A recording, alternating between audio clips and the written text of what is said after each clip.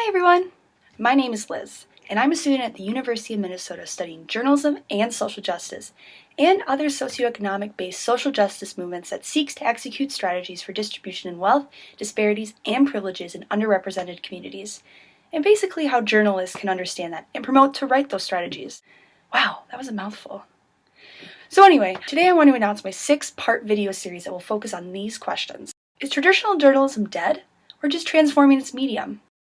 Will bloggers become the next journalists? Is technology here to stay in the journalism world, or is it a fading fad? How does technology influence the way we consume news? I hope that this will give you some insight that is, of course, backed up by some solid research and theories from media scholars, but I also hope that it inspires you to discover more about the opportunities in the journalism field as both a writer and an activist. To start, it's important to address a changing landscape of journalism. According to Poynter Institute, the American Society of News Editors released that in 2013, 1,300 full-time professional journalists were laid off. And when media asked for the society for a response, they said, quote, "Well, here we go again. Obviously, we should all continue to be concerned about the losses," end quote. So what does this mean for journalists who are traditionally print-oriented and not so familiar with social media or the internet? Well, we know now there are a round of buyouts happening at the LA Times, likely layoffs later this year. Tribune's been cutting and cutting and cutting at the LA Times for many years. Would those cuts not have happened if you remained in charge? If you look over the last decade, called the lost decade at the Tribune Company, that strategy does not appear to be working. Talk to them about where they go forward, but it's clear cuts alone are not the path to prosperity. It's not going to work. Jack Griffin, the CEO of Tribune, was recently quoted saying that he's bullish on print, that he believes even young people who are right now so digitally focused will over time come to love print newspapers, come to subscribe to print newspapers. I see you smiling a little bit. I wonder if you agree or disagree. We'll see. Time will tell. That feels a little bit like Back to the Future Part 2, Cubs winning the World Series. Didn't quite happen that way. It did not quite happen that way. So you believe young people and all people will be reading newspapers online, not in print. I think I have 4 children. All of them see the world first through their handheld device. That doesn't mean the Los Angeles Times, its brand, its form of journalism can't be relevant. But if we're expecting them to sit at the kitchen table and leaf through the newspaper to start their day, I think that's less likely to happen. Despite the strong opposition against print journalism, you have to wonder how news could even come to be in existence without print journalism, without the hard news reporting that journalists do on a daily basis. And in the next video with David Carr from the New York Times, you'll see why. Here's the thing.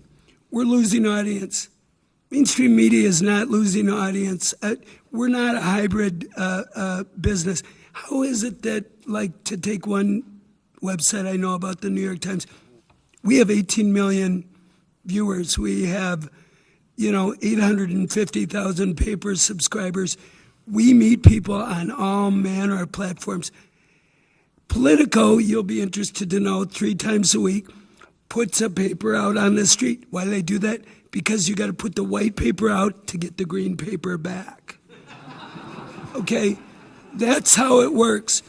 The problem that he has and the problem that I have is that over time, the audience has switched to the web.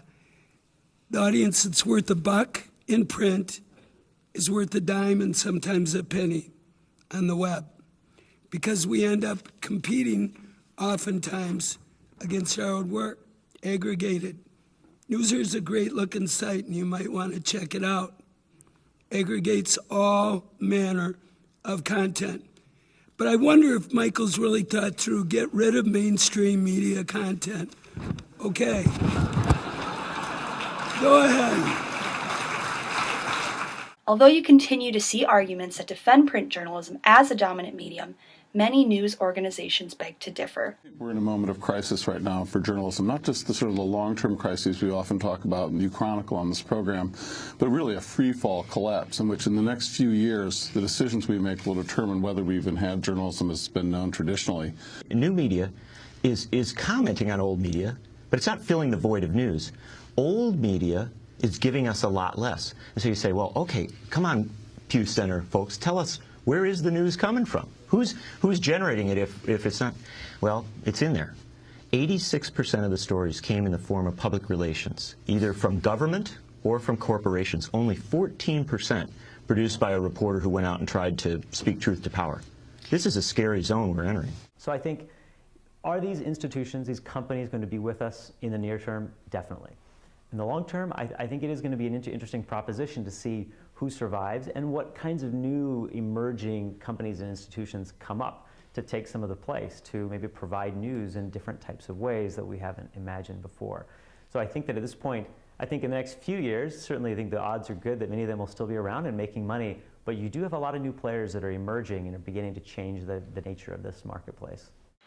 As you can see, it's really important to have both the digital skills of video production and photos, social media, and incorporating that with your journalism skills. That's why I love being a journalism student, because I'm able to use that new media and use the culture from social media in order to promote what I've written, what I've produced. But for traditional print journalists who did not grow up with the social media like I have, it can be really hard to transfer those skills over, and I see that like all the time in my journalism classes that don't incorporate social media techniques or using video production. It's usually pretty stagnant. It's either you're in broadcast and film production or you're in print, and there's two ways you can go about it. But I can personally attest in my university that there are only two paths you can go on: print or broadcast. And that is so like many schools in America who have those two paths. But how are we supposed to incorporate ourselves into new media and culture today when we don't have those video production skills that is so necessary in the workforce? Or we're forced to choose one path of where we want to go in life, when today it's a hybridity of so many different things that a journalist has to do in order to be successful.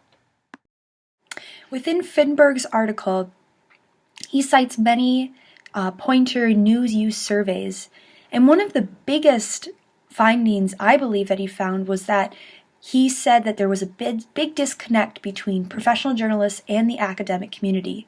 And even journalism educators worry that journalism education isn't keeping pace. 39% of educators said journalism education is keeping up with industry changes, not at all or a little. Newsroom leaders and staffers are even harsher, with 48% saying the academy isn't keeping up with changes in the field at all. More than half, 53% of educators think a journalism degree is very to extremely important to getting a job. 41% of professionals share that belief. But those who identify themselves as working on their own hold an even lower opinion of a journalism degree. Only 38% say that a journalism degree is very important to extremely important to getting work. We need to support the technology in the journalism community, because overall it'll make us better journalists and being able to disseminate that information to the rest of the world. In my next few videos, I'm going to talk about the changing role of journalism within technology and also who that may affect. In my next episode, I'm going to talk with a graduate student in speech-language pathology and get her viewpoints as to how new technology and the introduction of video and audio, how that might affect people who have disabilities and their role within news places and workrooms and all that.